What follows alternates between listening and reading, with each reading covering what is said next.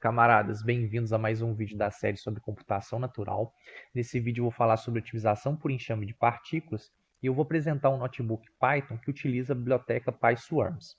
Então, olha só, esse notebook aqui ele está disponível na descrição do vídeo e toda a codificação foi extraída do site que documenta, né, esse pacote PySwarms, tá? Parte da explicação também. Então vamos lá, vamos entender primeiro o que é otimização por enxame de partículas.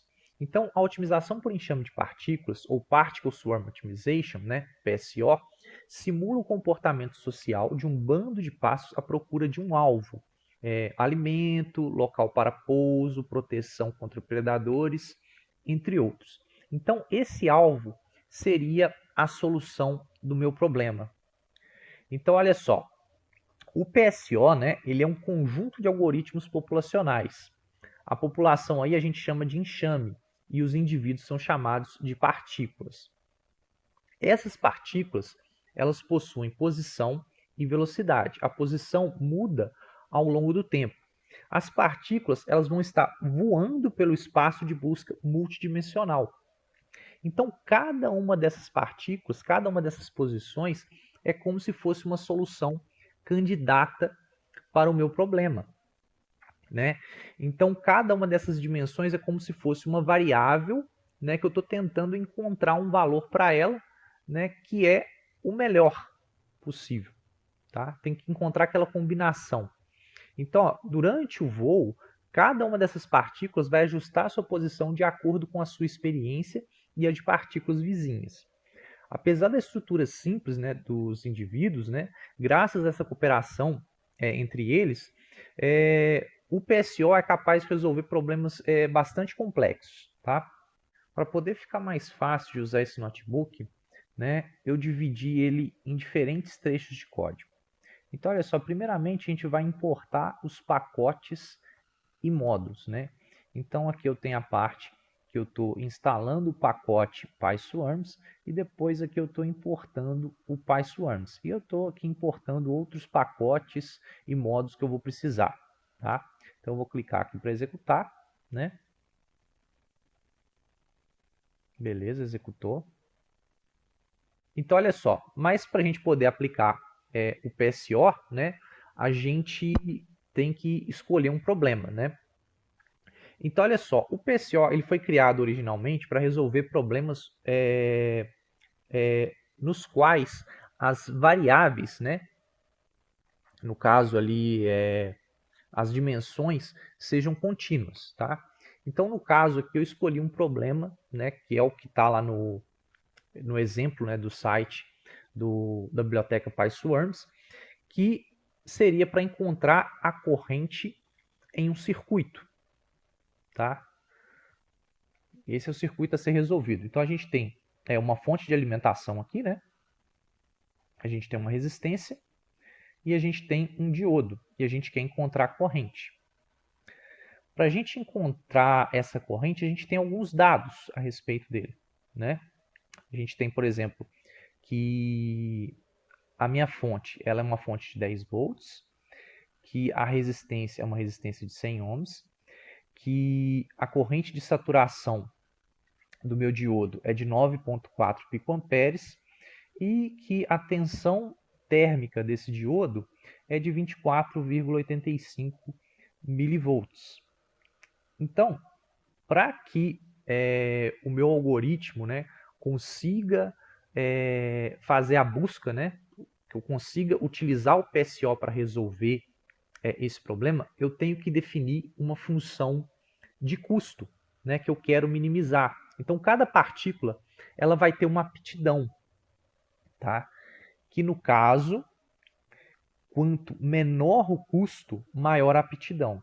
Então, para poder montar essa função de custo, né, esse notebook aqui ele se baseia na lei de Kirchhoff, tá? Onde a tensão fornecida aqui pela minha fonte é igual à tensão aplicada no diodo mais a tensão aplicada ao resistor, tá? É baseada também numa versão simplificada da equação do diodo de Shockley, tá? Onde a corrente de saturação é multiplicada pelo neperiano dividido pela razão, elevado, né, a razão entre a tensão do diodo dividido pela tensão térmica, né, a razão entre a tensão do diodo e a tensão térmica, tá? E também na lei de Ohm, né, que a gente tem aqui que a tensão do resistor é igual à resistência vezes a corrente, tá? Aí com base nisso foi gerada aqui a função de custo que eu quero minimizar. Eu quero chegar a zero, tá? Nesse custo. Então, ó, essa é a minha função de custo, tá? Tá muito bem documentada, tá? Então, ó, função de custo ou aptidão. O nome que eu dei para ela é cost function, função de custo, né? O parâmetro que ela recebe. Ela recebe correntes. Então, na verdade, aqui eu vou receber todas as partículas, né? Todas as posições do meu enxame de uma vez. E aí eu vou retornar todos os custos, né? Que vai ser um array, né? Com o custo calculado para cada partícula, tá? Deixa eu executar aqui. Né? O processamento do PSO, como que o PSO funciona? Né?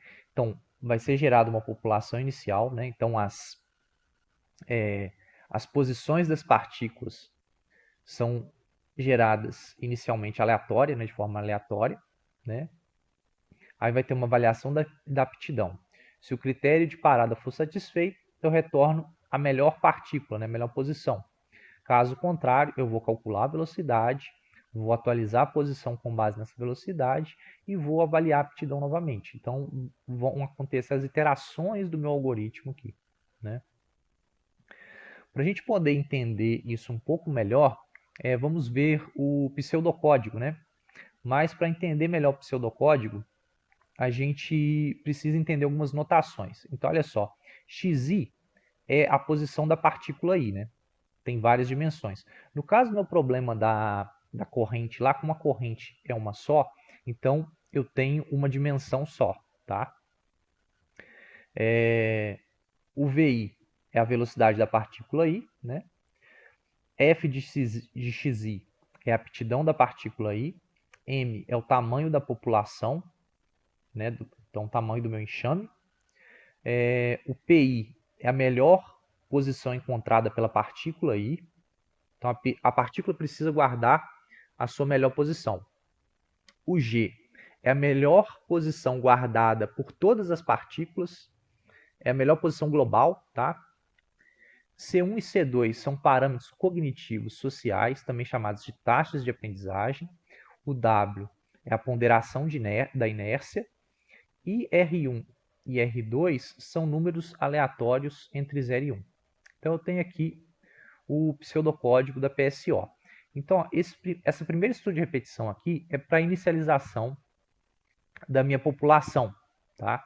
Então, ó, para cada partícula aí eu vou inicializar a sua localização aleatoriamente. Vou inicializar a velocidade com um valor aleatório próximo de zero, um pequeno. Vou calcular a aptidão, né, fitness, e vou definir sua posição inicial como a melhor posição, né, porque até então só tem uma posição, então ela é melhor. E com base, depois que termina esse estudo de repetição, inicializa a minha população inicial, eu vou definir o G para a posição da partícula com maior aptidão. Tá? Aí aqui tem o loop principal, né, do meu algoritmo, né? Que enquanto o critério de parada não for satisfeito, vai sendo executado. Né? Então, ó, para cada partícula aí, eu vou fazer o seguinte. Eu vou calcular a velocidade, que eu tenho uma equação para isso, né? Então, para calcular a velocidade, a minha nova velocidade, né, ela é calculada com base aqui no coeficiente de inércia multiplicado pela minha velocidade até então, né, minha velocidade atual, mais o C1 vezes R1 vezes a diferença entre a minha posição até então, né, minha posição atual, e a melhor posição encontrada pela partícula, mais o C2 vezes o R2, né, e a diferença entre a melhor posição global até então e a posição atual da partícula, tá? O impacto do W aí vai depender, né, dos valores selecionados para C1 e C2. A escolha desses parâmetros vai determinar se o enxame irá se concentrar na livre exploração, né? Então, se a gente tiver uma dependência muito grande aqui da nossa velocidade atual, né, nossa velocidade até então, ele vai ter uma maior capacidade de explorar, né, o ambiente, ou aproveitar regiões com boas soluções já encontradas, né? Aqui eu tenho uma dependência da melhor encontrada pela partícula e aqui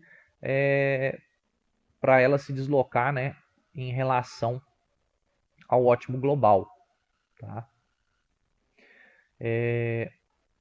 Aí depois, né, com base nessa velocidade que eu vou calcular, eu vou atualizar a posição da partícula. A atualização da posição da partícula é bem tranquilinha. Eu pego a minha posição atual, né, até então, e somo com essa velocidade, que aí vai gerar a nova posição, tá? Aí vou calcular a aptidão para a nova posição. Se a aptidão para a nova posição for maior que a para PI, né? Ou seja, então se a minha nova se a aptidão para a minha nova posição for melhor do que a melhor posição encontrada para a partícula até então, então eu vou substituir essa melhor posição encontrada pela partícula, né? Aí vai fazendo isso. Então eu vou determinar, depois de fazer isso aqui para todas as partículas, eu vou determinar a localização da partícula com maior rapidão. Se essa localização apresenta maior rapidão do que o global, né, do meu enxame, eu vou atualizar o global, tá? Aí essas partes aqui descrevem como que isso é feito, né, basicamente. E aqui, ó, eu tenho um visual, né, de como que é atualizada, né, a posição da minha partícula. Tá vendo? Ó? Aqui eu tenho xt, que é a minha posição atual. Aqui vai ser minha nova posição. Tá? Aí eu tenho aqui uma componente que está associada à minha velocidade até então, né? Velocidade até então, que aí é esse trecho aqui, ó. É esse pedaço aqui da equação, tá? Essa linha aqui é aquele pedaço, tá? Aí, essa outra linha aqui, ó, o VGBest seria esse trecho de cá. Opa, seria esse trecho de cá, tá?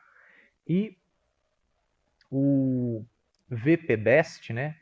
O PBest aqui considera o melhor que a partícula encontrou, né?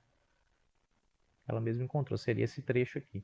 Então, através da combinação dessas três componentes de velocidade, né? Da velocidade da própria partícula, uma componente considerando o global, uma componente considerando o melhor da própria partícula, eu vou encontrar a velocidade da minha partícula. E a partir dessa velocidade da minha partícula, essa nova velocidade, eu vou atualizar a minha posição para o x ter mais 1. Tá? Aí aqui eu tenho a execução do PySwarm. Tá? Então, eu tenho aqui, ó, primeira coisa, eu tenho os hiperparâmetros, né? O C1 eu coloquei aqui 0.5, o C2 0.3, né? E o coeficiente de inércia aqui, né? 0.3. Aí eu faço a instanciação do PSO, né? Que eu chamei aqui de optimizer, defini o número de partículas como 10, dimensões eu só tenho uma, né? Porque é a corrente, e aqui eu passo os hiperparâmetros, tá? E aí eu vou executar a otimização, tá? Quando eu chamo aqui o optimize, ele vai me retornar o custo, né? E a posição, tá? E aqui eu estou executando, né, por 30 iterações. Eu passei aqui como parâmetro também a minha função de custo, né, que eu chamei de cost function. Tá? Então aqui eu mostro o valor da corrente, né, que é o pós zero aqui, e aqui eu mostro o custo, né, que foi encontrado. Então, ó, vou executar. Então a corrente, né, daquele sistema ali, né, daquele circuito é 0,094 ampere, o custo é zero, né, bem próximo de zero, tá? Então era isso que eu tinha para falar sobre esse notebook, né? Espero que vocês tenham entendido o PSO, né? Até a próxima.